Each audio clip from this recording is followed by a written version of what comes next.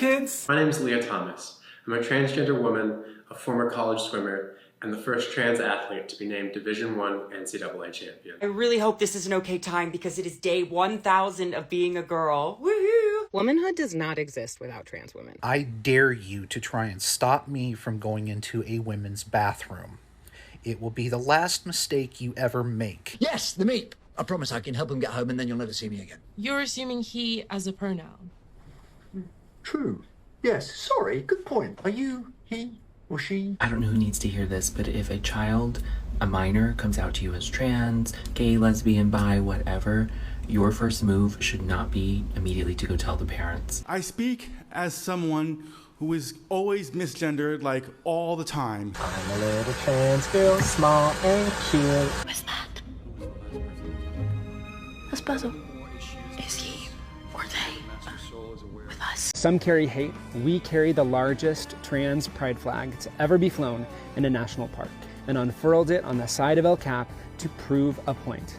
That trans is natural. One struggle, one fight, Palestine trans rights! One struggle, one fight, Palestine trans rights! I'm a trans woman, and I'm proud. I'm about to go and use the bathroom because I have to tinkle. If I get stopped, I get stopped, I guess. But I'm a woman, so I'm going to use the women's bathroom. One last personal fact. Most trans kids know that they're trans between the ages of 3 and 7.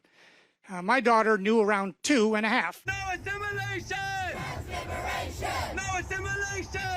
Trans-liberation! No assimilation! Trans-liberation! Yeah, I want you to take all of that in, ladies and gentlemen, because man, oh man, these people, they really exist. You know, I think it's fair to say for the last few years or so, we have had this insane trans movement shoved in our face everywhere we have turned, from social media, music, entertainment, mainstream media. It has been everywhere, and because the woke establishment, the woke media, the woke activists have pushed so hard with their agenda, the everyday person now is waking up and they're noticing what is going on. They're getting tired, frustrated with it all, and they want more common sense. And nothing reflected that more, let's be honest, than the US 2024 election, because you had one side that was vowing to stop the woke agenda from dismantling society even further, and the other, well, we all know what she's about. She was all for insulting everybody's intelligence, and we all know who won. Look, when a society has had to deal with woke liberals, leftists, cancelling anyone for disagreeing with them, making pronouns and misgendering high on the list of priorities, trying to rewrite language because of inclusivity and being progressive, forcing all of this nonsense into the education system, and having women's sports and spaces taken over by men identifying as women, is it any wonder woke fatigue or trans fatigue has well and truly set in? Things have gotten way out of hand. You always hear me say left is right, up is down, and common sense is hard to find.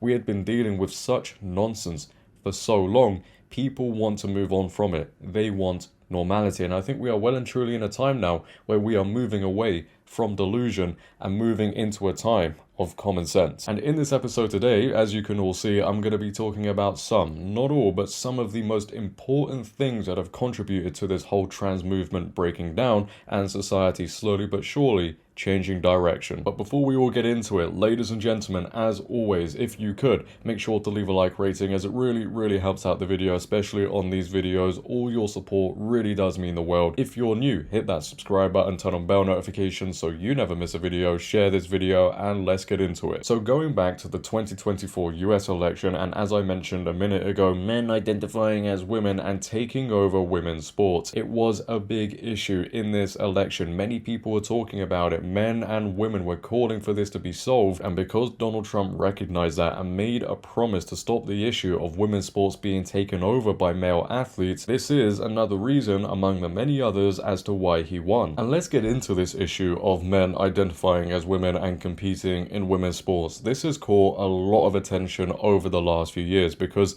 to most people now, seeing a dude in women's sports dominating, taking places, awards, titles away from girls, is absolutely disgraceful. And just like I'm sure many of you, I first became aware of this issue when Riley Gaines spoke out about her experience and what other swimmers went through competing against trans swimmer Will Thomas, or as he likes to be called, Leah Thomas. This male swimmer was doing absolutely terribly in the men's side of things. He then transitions. He's then allowed to compete in the women's category, and lo and behold, what happens next? He becomes the first ever trans woman to win an NCAA championship. That's how big the biological advantage is, and it's always the same with these male athletes. You know, they do terribly in the men's side, they transition, compete against women, and then suddenly, oh look at that, they're doing 100 times better. And Swimming World magazine created this article talking about his advantages, and it's just insane to read. Just how much of an advantage did Leah Thomas possess over biological females? The numbers paint a clear picture. The fact that the University of Pennsylvania swimmer soared from a mid-500s ranking in the men's competition to one of the top-ranked swimmers in women's competition tells the story of the unfairness which unfolded at the NCAA level. How backwards is that? A mid-500s ranking. He then transitions and he wins an NCAA championship. Get out of here, man. But competing against women wasn't the only controversy Thomas and the NCAA caused, and it highlighted another massive issue we have with this whole thing: the locker room. Swimmers such as Riley Gaines and others were forced to share a locker room with this male swimmer without their consent, and according to Paula Scanlon, another woman who spoke out about this, when they protested against it, they were offered psychological counseling. So essentially, they had to put up with a dude not only competing in their sports, but also going into their locker rooms. And if they protested against it, they were the ones that got into trouble. And when people hear a story like that, of course, it's going to click within their minds. They're going to know, yeah, this is completely wrong. I mean, this story should have been the first and last. We should not be sat here all those years later still talking about trans athletes in women's sports, because this was absolutely insane. But fast forward to 2025, and despite Trump signing an executive order banning males from girls' sports, an NYT poll finding as well, a majority of Democrats even oppose transgender athletes in women's sports. Huge unity now on this issue. More and more female athletes refusing to compete. It is still going on because the most insane radical leftists are trying to make sure we have trans identities validated. For example, recently, a male track athlete out in California, A.B. Hernandez, won 2 California state titles in the girls' triple and long jump. When you still have states out there refusing to comply with this order, like California and Maine, you know more action needs to be taken. But saying that, even though that is still going on, many states out there have complied with this executive order because they know also it is wrong. Men shouldn't be competing in women's sports just because they say they're a woman. And this is all because of countless stories like the Riley Gaines, Leah Thomas controversy. So many dudes have taken places, awards away from girls and women, even injuring them. When the average person constantly sees this, soon enough, they're going to wake up. And don't take my word for it about people being outraged about this whole issue. Just pay attention to the social media backlash when it does occur. It is great to see now not only female athletes saying enough is enough, but also the everyday person. So female athletes now don't feel as scared to speak out against it when it does happen, or when they go even further, refusing to compete, because they know the support on social media is going to be there for them. That's how much people speaking out against this whole issue has changed everything. But talking of social media, and this is where we move on to the next part, it's not only male athletes competing in girls and women's sports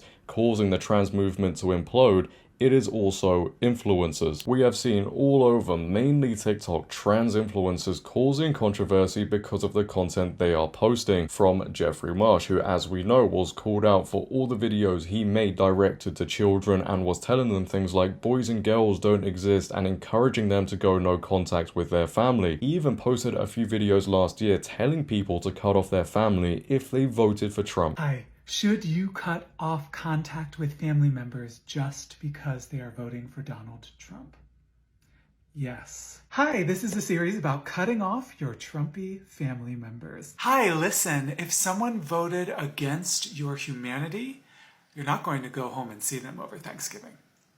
You're not going to see them at Christmas. Hi, it's not your responsibility to prevent people from receiving consequences. These are the people who will sit there all over social media and tell everybody else, oh, you're mean and hateful. but they're coming out with stuff like that. But people took a particular issue with him, as you will all remember, because we know how easily influenced the youth are. Nobody wants to see someone trying to brainwash younger people with a very destructive and dangerous ideology, and it also made people aware of how the younger demographic were being targeted with this woke agenda. People started to notice that the more power this movement got, the more it would make children a focus point. It's very strange how they never leave the kids alone, right? It just doesn't click with them. Very odd. And then we got Dylan Mulvaney. Yeah, I know. This dude went from a very camp gay man to identifying as a woman. Just like that, because remember, that's all men have to do. He then documented his transition with the Days of Girlhood TikTok series that totally wasn't for fame. No. Not at all. And in this TikTok series, for hundreds of days, he would pretty much insult women and womanhood, and people, especially women, grew tired of this very, very quickly. But people in positions of power, oh boy, they didn't. They absolutely loved it. Oh, I forgot that my crotch doesn't look like other women's crotches sometimes, because mine doesn't look like a little Barbie pocket. And Dylan Mulvaney, as a result, was rewarded for his insult to women and everybody's intelligence, which everyone off even more. He was invited to places such as the White House, which showed everybody what the Biden administration thought about women and common sense. Mr. President, this is my 221st day of publicly transitioning. God love you. He was even given brand deals, and one brand deal, man oh man, that changed the way companies now operate when it comes to pushing wokeness, and that was the Bud Light fiasco. We all remember Dylan Mulvaney was given a brand deal from Bud Light all for March Madness, and former Bud Light employee Alyssa Heinerscheid wanted to get rid of that fratty image the company apparently had and endorsed a man claiming to be a woman. Hi! Impressive carrying skills, right? I got some Bud Lights for us. So, I kept hearing about this thing called March Madness, and I thought we were all just having a hectic month, but it turns out it has something to do with sports. And Bud Light sent me possibly the best gift ever, a can with my face on it. Smart individual. So the company ended up losing billions of dollars because the consumers instantly rejected this woke nonsense, and even still to this day, Bud Light's image remains tarnished. And I really do think, in my opinion, influencers like Dylan Mulvaney and the whole Bud Light controversy played a massive, massive part in this whole movement breaking down, which is why we now see trans influencers like Lily Tino getting so much backlash, because people have finally found their voice and they aren't gonna put up with this mockery. I mean, to see a dude in Lily Tino's case going into restaurants, harassing staff after getting misgendered, pushing trans ideology onto kids, and going into women's bathrooms at Disneyland, taking pictures, reviewing them, and putting it all over social media is creepy. And it's good to see so many people calling this out. And this trans TikToker has pushed way too far, overplayed his hand. We have reached a point where the frustration with the woke nonsense is at its highest, so much so that because of all the stunts Lily Tino has pulled, there is now a petition with over 500k signatures calling for him to be removed off the platform. All these trans influencers, and I mean pretty much every single one, hasn't helped the community in the ways people like to claim. All they've really done is help people realize there's a lot of insanity going on. Is it any surprise we're at a point now where people have grown so tired of this whole movement? I think not! Now, whilst I have spoken about trans athletes, trans influencers, and all the other things I mentioned at the beginning of this video being factors in this movement breaking down, I think one of the biggest, if not the biggest reason as to why trans ideology now gets so much backlash is because of gender affirming care, especially when we hear about minors going through that horrific practice. So when people started to find out that kids were being indoctrinated either by parents, mainstream media, social media, the education system, etc., into thinking they're in the wrong body, that was one thing. But when people started to see that that led to these kids going on to puberty blockers and then later on down the road getting surgery, the outrage, it just grew. All the doctors involved, by the way, and I've said this before, need to go to jail. It is child abuse. The way some of these medical professionals have acted is evil. They saw a chance to push a dangerous agenda and use these children who are very confused to make a lot of money. And it's not only a small group of children who have gone through this. According to the New York Post, thousands of children got surgery.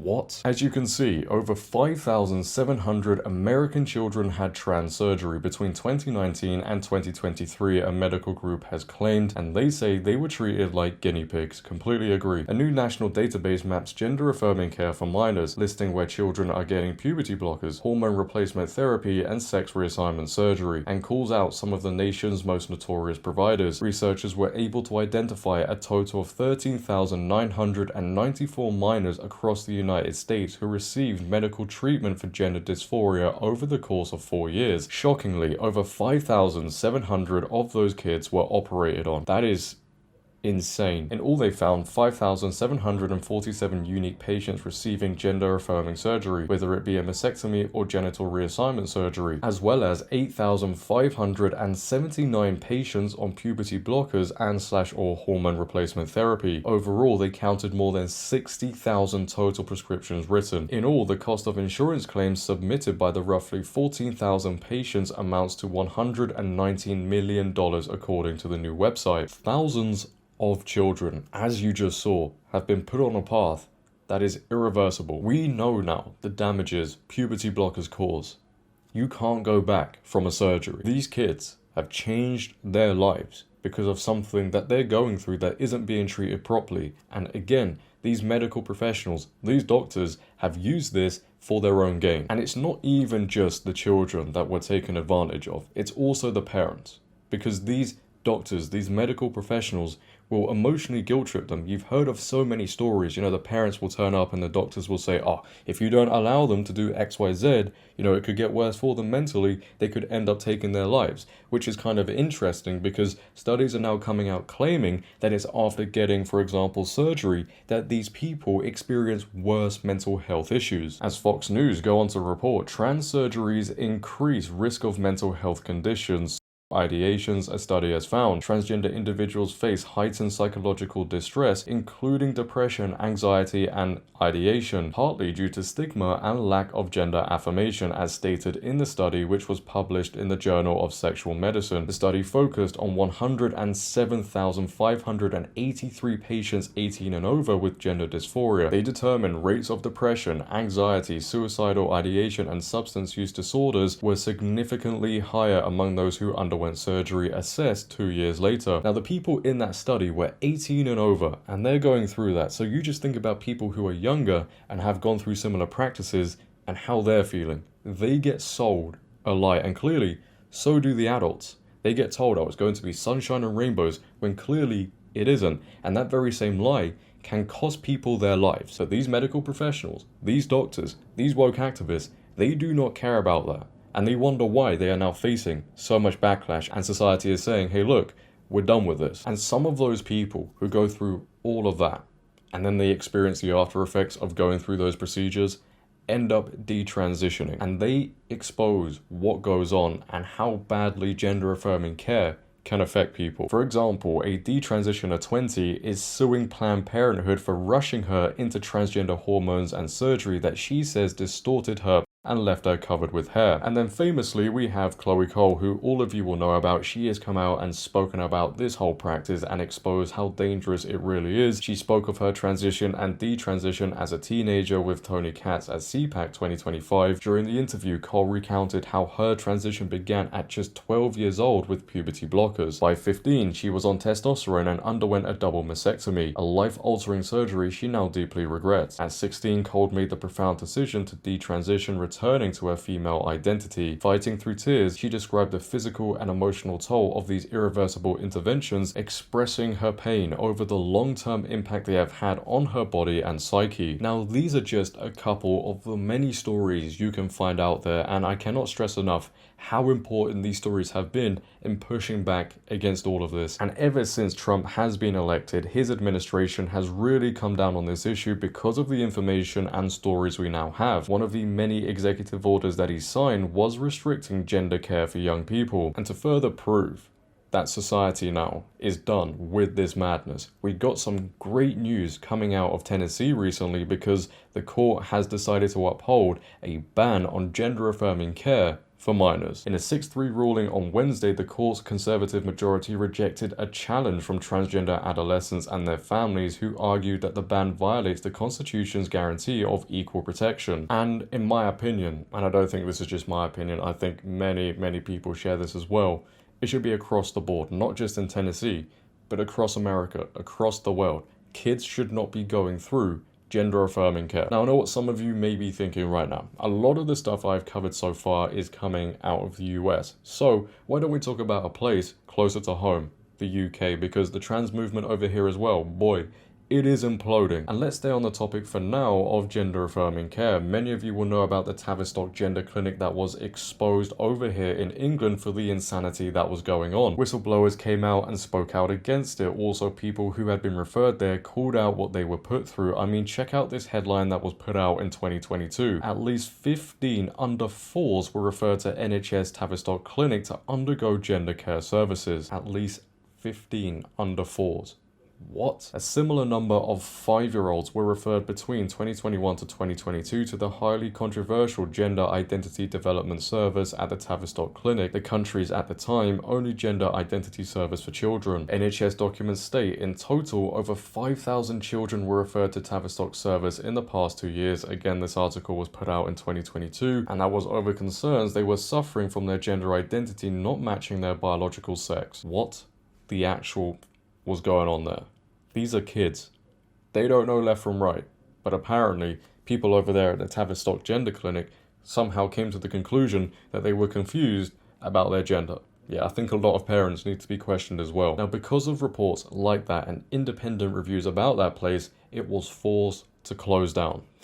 Yeah, and again, in 2022, it was reported the NHS is to close the UK's only dedicated gender identity clinic for children and young people. Tavistock and Portman NHS Foundation Trust has been told to shut the clinic by spring after it was criticised in an independent review. The changes will take place after an independent review led by Dr. Hilary Cass, who said the Tavistock clinic needed to be transformed. She said the current model of care was leaving young people at considerable risk of poor mental health and distress, and one clinic was not a safe or viable long-term option. Yeah, when people found out what was going on at this place, the anger shot through the roof. And it was another report by Dr. Hilary Cass in 2024 that led to puberty blockers being banned in the UK. The order followed publication of a landmark review earlier this year by paediatrician Dr. Hilary Cass into gender care services for children. It found a lack of evidence around treatment for under 18s with puberty blocking drugs. In March, NHS England decided that puberty blockers would no longer be routine treatment for children with gender dysphoria. Then in May, the Conservative government tightened rules on the drugs, introducing an emergency ban on them being prescribed by private and European prescribers. This was kept in place by Labour when they came to power in the summer and was subsequently challenged in the High Court. The government won that case. So you can already see how quickly things turned around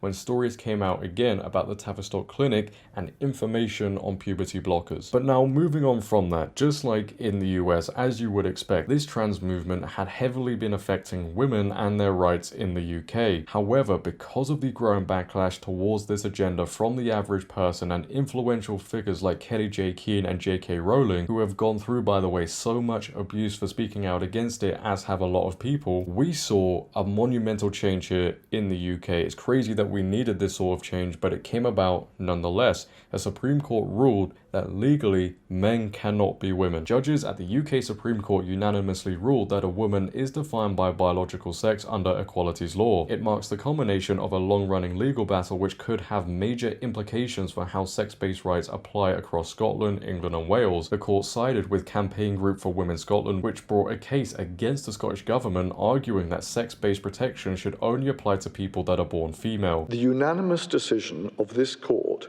is that the terms woman and sex in the Equality Act 2010 refer to a biological woman and biological sex. And this act of common sense, because that's what it is, caused an absolute meltdown everywhere. Take a watch.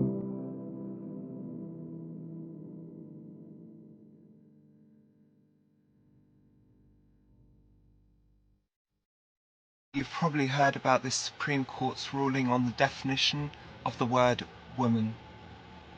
This will have some real serious implications. It will have some consequences. But I want to tell you one thing. They can make their laws. They can specify their definitions. They can take away my rights. But there's one thing that they'll never be able to take from me, and that's who I am. I'm a trans woman, and I'm proud, and they'll never be able to take that from me. One struggle, one fight, Palestine trans rights. One struggle, one fight, Palestine trans rights. One struggle, one fight, Palestine trans rights. One struggle, one fight, Palestine trans rights. No assimilation, trans liberation. No assimilation, trans liberation. No assimilation, trans liberation. No assimilation, trans liberation. No assimilation, trans liberation. No justice, no peace. No justice! No peace! The transphobes are celebrating! I'm angry that the police have leapt on this moment to introduce transphobic policies! And that the EHRC is suggesting that we can't use toilets! And that the NHS and other services will likely be rowing back on trans inclusion! I am a very proud, disabled trans woman, even though it doesn't look like it. I am ashamed of what the underground people do. I was misgendered, and they said they had to misgender me. Even when I complained, saying, look, I am not a man, they continued to misgender me. Absolute shocking. TfL, shame on you. The National Health Service, shame on you. You have not letting me have my right to be in the right ward because you don't care that I am a trans sibling, proud disabled trans sibling in the same ward I want to be on. They won't let me it. So National Health Service, shame on you! I just can't believe I live on the same planet as some of these people. I'm sure you guys feel the same way. And do you know what makes me laugh about this situation? Dylan Mulvaney was in the UK and he was saying that he wants to move over here because of how scary the US is now with Trump taking away trans rights. Which, by the way, you as a man, just because you identify as a woman, doesn't mean you get the same rights as women. They weren't yours to begin with. And because of that historic result, we also saw a massive change in the country when it comes to sports. In the UK, several sports governing bodies, including the FA and the ECB, have banned transgender women from competing in women's categories following a UK Supreme Court ruling. 5 years ago, this sort of thing would have been unheard of, but now changes are happening. But we have now reached the end of the video, ladies and gentlemen. Thank you if you reached it this far. It has been a pretty lengthy video. I want to hear your thoughts. What are your thoughts on everything I covered in this video? Was there anything I missed? Is there another big reason as to why you think this whole movement is collapsing? I'd like to know. If you have enjoyed, make sure to leave a like rating. If you're new, hit that subscribe button, turn on bell notifications so you never miss a video. Share this video, follow my socials down below in the description. But until next time, it has been your host JD. Have a great day, stay safe, and I'm out. Peace.